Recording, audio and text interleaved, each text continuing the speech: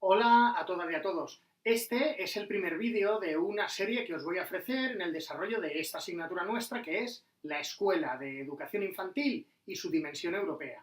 En esta asignatura vamos a tratar de determinar cuál es la organización fundamental de la Escuela de Educación Infantil, analizando los principales modelos más importantes en nuestro entorno inmediato. Y en el primer tema nos centramos en las características fundamentales de la Escuela de Educación Infantil. ¿Y qué es la educación infantil? Pues es literalmente eso, la educación que se le ofrece a la infancia. Pero vamos a detenernos un poco en el concepto. Empezamos por lo fácil. ¿Qué es la infancia?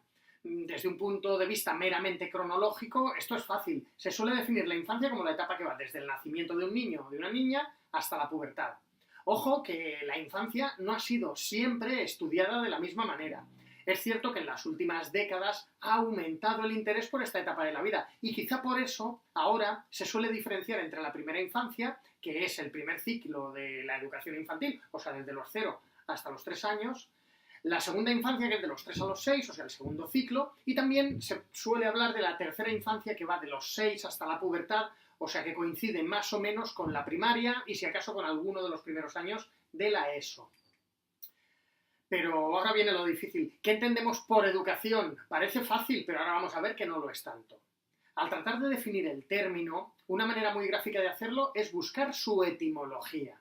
Y en el caso concreto de educación, proviene de dos diferentes vocablos latinos, de educare y de educere, educere, que en latín se pronunciaría, digo yo, se pronunciaría algo así como eduquere. Educare significa nutrir, alimentar. Eso trasladado a la educación significa aportar desde fuera lo que el niño o la niña o el alumno necesita. Esto se relaciona con una acepción clásica del término educación, en la que el educando es más bien pasivo y el educador o el padre o quien sea le aporta la educación desde fuera. A esto se refiere el término educare. Pero frente a eso, eduquere significa extraer, sacar, y en el ámbito educativo hace referencia a la idea de extraer las potencialidades del niño o de la niña. Esto remite a un concepto de educación mucho más actual, pues el niño, en libertad, va haciendo aflorar todas sus potencialidades, y no solo en un proceso formal de enseñanza y aprendizaje más clásico. En este sentido, hay unos conceptos que es fundamental manejar para saber cómo es la educación infantil hoy. Son el concepto de educación formal, no formal e informal. Y ya, estoy seguro que habéis trabajado esos conceptos en algún momento de vuestra formación previa ahora, pero vamos a repasarlos porque no está mal consolidarlos. La educación formal es aquella intencional, reglada, que da lugar a la obtención de un reconocimiento oficial. Por ejemplo, esto es lo que estamos estudiando ahora, haciendo un grado de magisterio. Esto es formal. La no formal también es intencional y también tiene una estructura, pero no da lugar a ninguna titulación oficial. Por ejemplo, las actividades extraescolares de un cole o acudir a una academia, eso sería no formal.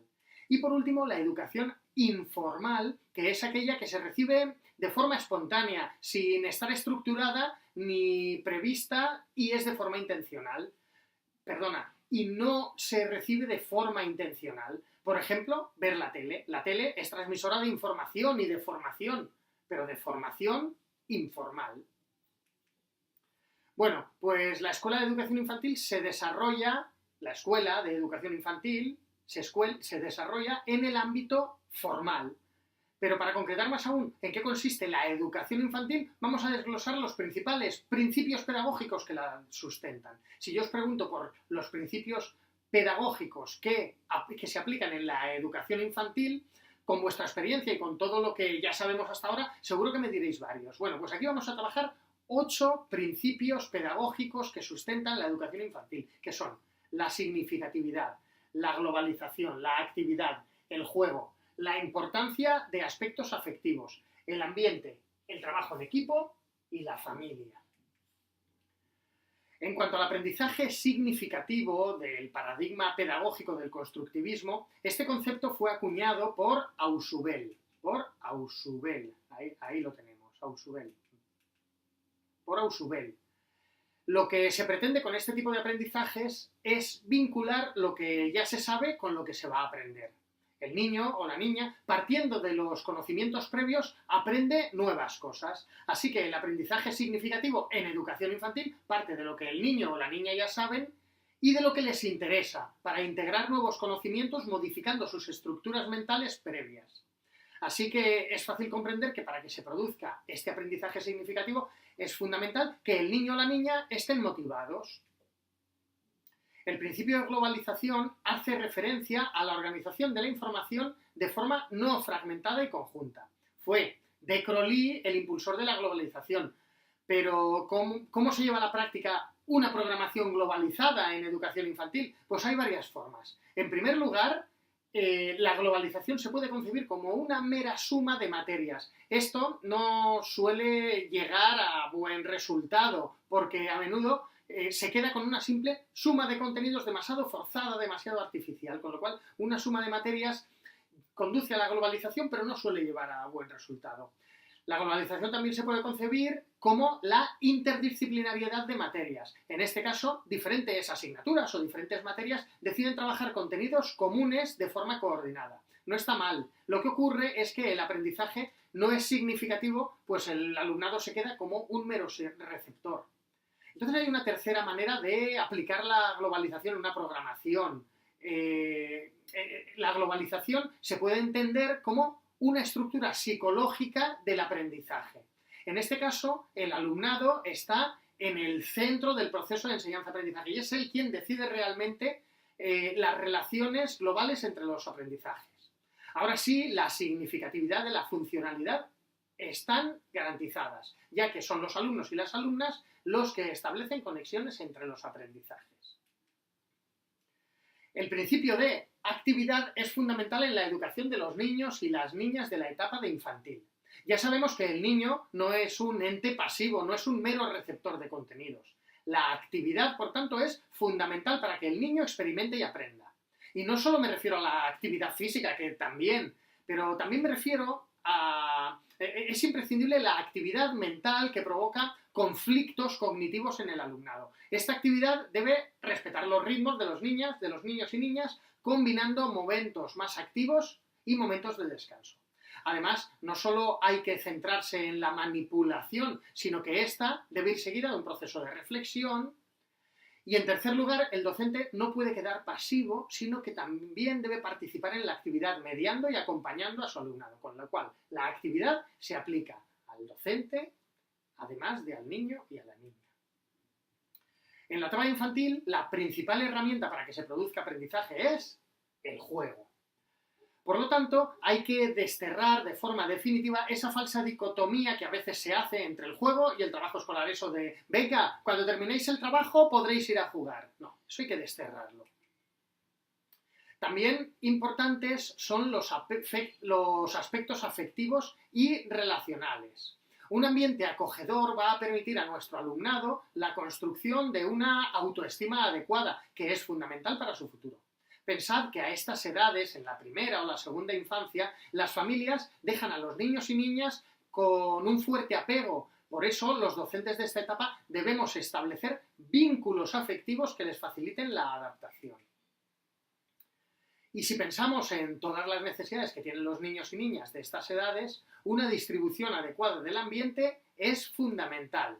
Esta debe adecuarse a las condiciones cambiantes que podemos encontrarnos en el día a día. Si hay que descansar o si hay que facilitar el paso por los distintos espacios. Se recomienda evitar organizaciones excesivamente rígidas. Además, se debe ofrecer una buena variedad de juguetes y de objetos que deben de estar seleccionados de forma concienzuda por el docente. Además, los ritmos de los niños y las niñas deben respetarse a la hora de la organización temporal. Por eso, hay que ser flexibles y tener en cuenta las necesidades de nuestro alumnado. En cuanto al equipo educativo, decir que este debe de estar perfectamente coordinado y compartir criterios de programación. Es verdad que cada docente tenemos libertad para desarrollar en un aula las actividades que deseemos, que decidamos, pero la coordinación entre el equipo docente es indispensable. El equipo debe de trabajar de forma conjunta y repartir funciones. Y por último, hablando de los principios pedagógicos que sustentan la educación infantil, por último hablamos, es fundamental, de la familia. En realidad, la relación con las familias es fundamental en todas las etapas educativas, pero en la infantil muchísimo más. La familia desempeña un papel crucial en el desarrollo del niño y la niña, así que los criterios educativos deben compartirse y, si es posible, consensuarse. Y en cualquier caso, la comunicación entre las familias y el docente debe de ser fluida. Y terminamos el tema con un apartado dedicado a la educación infantil en las disposiciones legales. En este apartado comenzamos hablando de los textos más genéricos, hablando de las leyes más genéricas para ir concretando poco a poco en leyes más específicas. Así que comenzamos hablando de la LOMCE. Ahí en la LOMCE, en el capítulo 1 del título 1, este capítulo se dedica íntegramente a la educación infantil y, entre otras cosas, ahí se indican los principales principios generales de esta etapa. Trabajaremos en clase estos principios, pero destacamos aquí algunos, como que la etapa se ordena en 2 ciclos. Esto ya lo sabemos, de 0 a 3 y de 3 a 6, ya lo hemos dicho y ya lo sabíamos. También se dice que la educación infantil es global y que atiende al desarrollo afectivo, el movimiento y hábitos de control corporal, también a las manifestaciones de la comunicación y del lenguaje y a las pautas elementales de convivencia y de relación social, así como al descubrimiento de las características físicas y sociales del medio en el que viven. Esto lo dice la LOMCE en el capítulo 1 del título 1. En la LOMCE se habla también de las competencias, pues en nuestro sistema educativo no son tan importantes los contenidos aislados como las competencias. Y entre estas competencias destacamos las competencias clave, como son la competencia en comunicación lingüística, competencia matemática, competencias básicas en ciencia y tecnología, competencia digital, aprender a aprender, competencias sociales y cívicas, sentido de la iniciativa y espíritu emprendedor y, por último, la conciencia y expresiones culturales. Hablamos de las competencias. Y, como decíamos, he empezado hablando de la LOMCE, que es la ley más genérica, y luego hablamos de las enseñanzas mínimas de la etapa de infantil. El Ministerio, para el segundo ciclo de educación infantil, publicó el Real Decreto 1630/2006. Ahí se dice que las administraciones, en nuestro caso la Consellería de Educación, debe de adaptar esos contenidos, ahora veremos cómo los adapta y dónde. Y también se habla de las 3 áreas en las que se estructuran los contenidos curriculares que regula este Real Decreto. Las 3 áreas son, ya lo debéis saber, el conocimiento de sí mismo y la autonomía personal, el conocimiento del entorno y los lenguajes, comunicación y representación. Las 3 áreas. Y terminamos el tema hablando de la normativa autonómica. En la Comunidad Valenciana los contenidos están regulados por el Real Decreto 1630/96, que se concreta en 2 decretos autonómicos. Son el Decreto 37/08, que regula los contenidos para el primer ciclo de educación infantil, y el 37/08, que recoge el currículum para el segundo ciclo. De aquí solo decir que en esta normativa autonómica para el primer ciclo se recogen las mismas áreas que hemos indicado anteriormente para el segundo ciclo. Bueno, y hasta aquí nuestro primer tema del curso. Seguiremos trabajando estos contenidos en clase. Espero que os resulten interesantes. Mucho ánimo.